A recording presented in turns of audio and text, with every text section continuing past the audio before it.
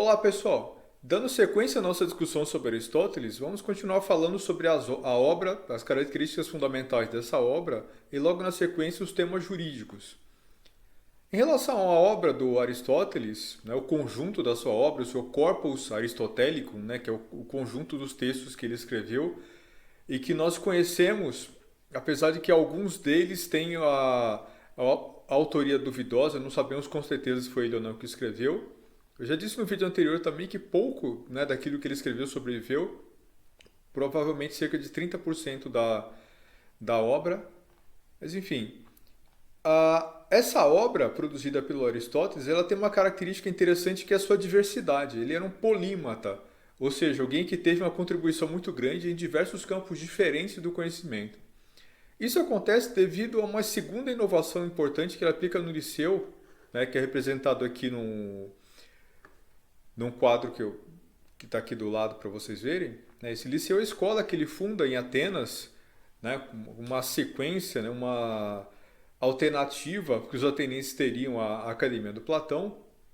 E desse liceu, ele, além de ser um peripatético, ou seja, além dele aplicar essa inovação que era ensinar os seus estudantes caminhando com eles pelas instalações da escola, ao invés de sentado em salas, uma segunda inovação importante que ele aplica é o fato de que ele dividia os seus estudantes em grupos de estudo, grupos diferentes, para discutir temas distintos, e cada um desses grupos depois interagia entre si, interagia com o professor, e com isso ele conseguiu se tornar aquilo que nós chamamos hoje de um grande sistematizador do conhecimento. Ele produziu conhecimento diferente em várias áreas, colocando seus alunos para trabalhar cada um deles em campos diferentes, e ele somou junto com seus alunos, somou seus esforços junto com seus alunos para trabalhar em cada uma dessas áreas isoladas.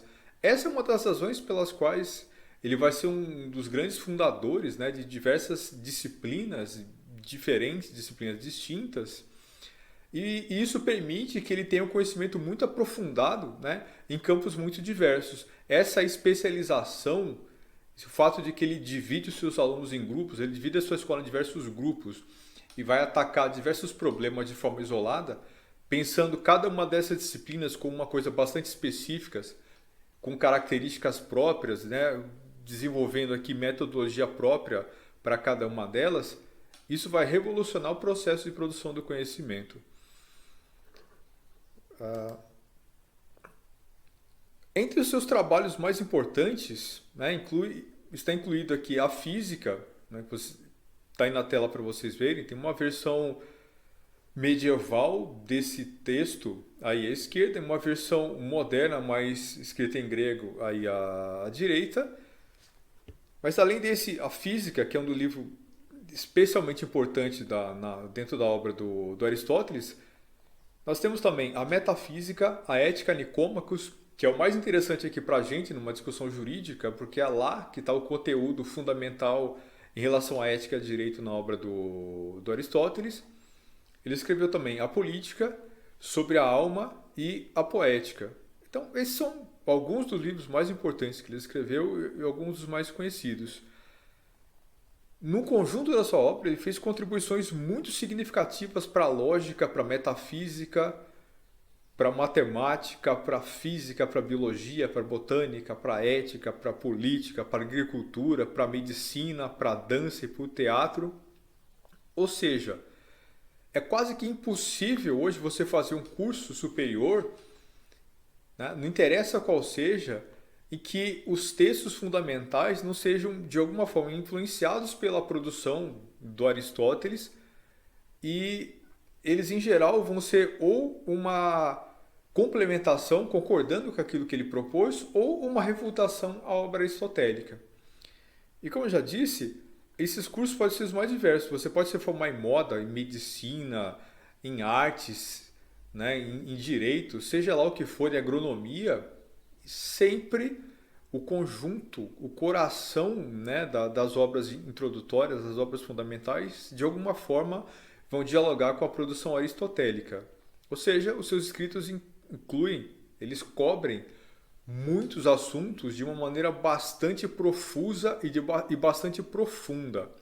Muito daquilo que ele escreveu, né, se perdeu ao longo do tempo. Obviamente, ele não tinha os instrumentos adequados para verificar muito daquilo, então grande parte da sua obra é completamente ultrapassada. Hoje nós sabemos que, né, que grande parte daquilo que ele escreveu estava errado, fundamentalmente era uma interpretação equivocada da realidade, mas uma parte muito importante também sobrevive.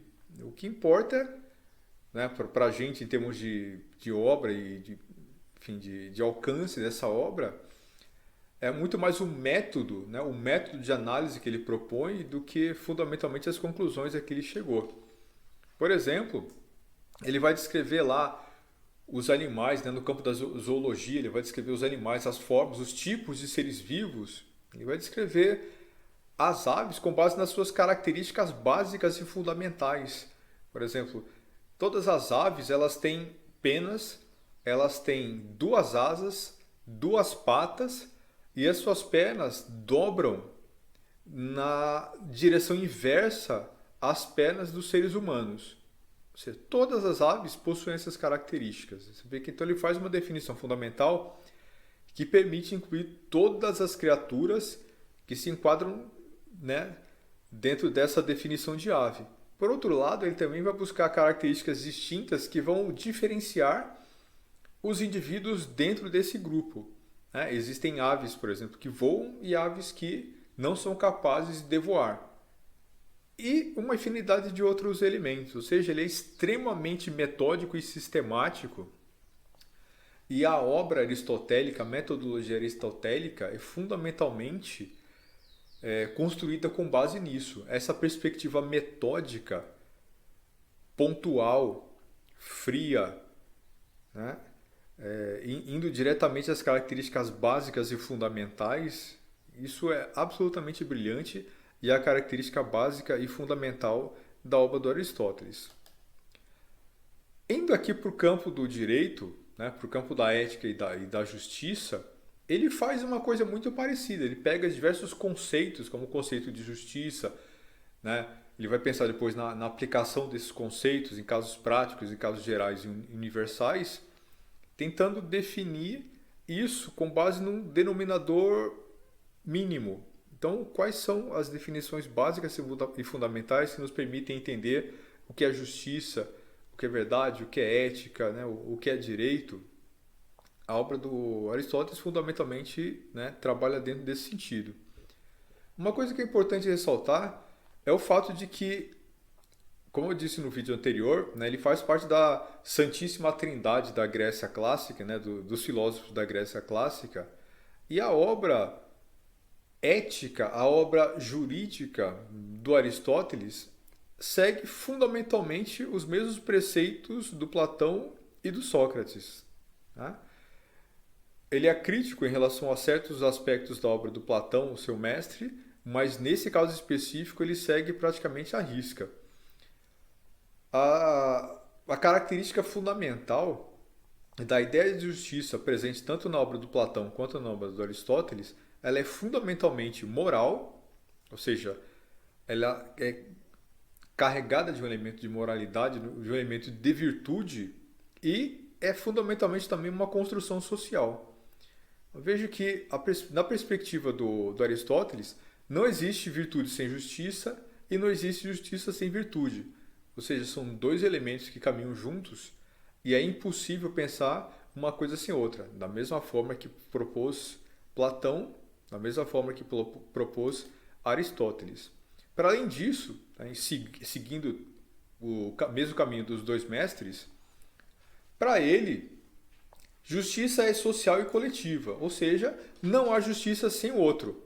Não há justiça fora de uma lógica que é permeada pela interação entre os seres humanos.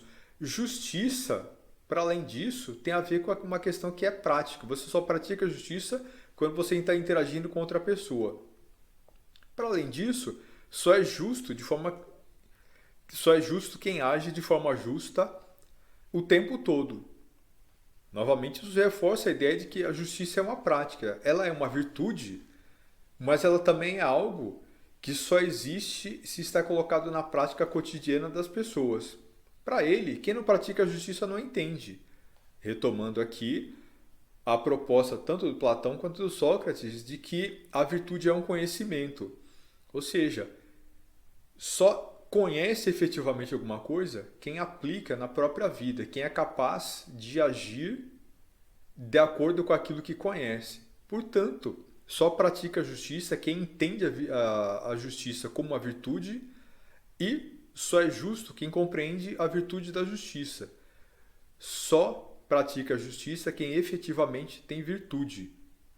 Essa virtude, né, dentro da perspectiva dos autores gregos, é algo que só pode ser efetivamente vivida no contexto da polis, no contexto da interação social. Essa virtude é uma virtude política, é uma virtude social.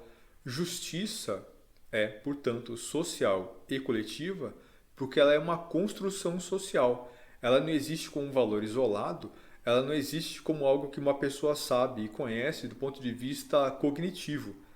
Ela só existe como alguma coisa que as pessoas sabem e conhecem do ponto de vista da sua ação prática. Do ponto de vista da definição, nós poderíamos entender, portanto, aqui justiça como uma forma perfeita de excelência moral. Ou seja, é algo que as pessoas praticam vivendo em sociedade e a vivência em sociedade, tanto na perspectiva do Aristóteles como da dos seus mestres que vieram anteriormente, essa perspectiva tem a ver com por que uma pessoa vive em sociedade, qual que é a função da vida, qual que é a lógica que deve permear a ação do cidadão.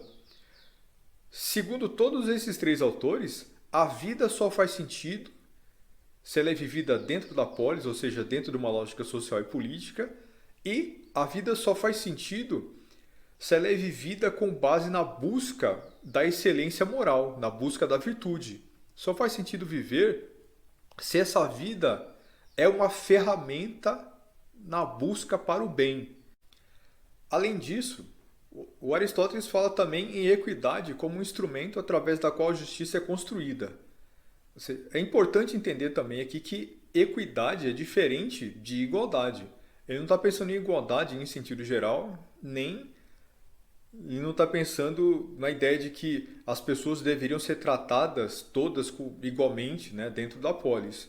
Em primeiro lugar, ele é escravista, ele defende que as mulheres elas são naturalmente inferiores aos homens.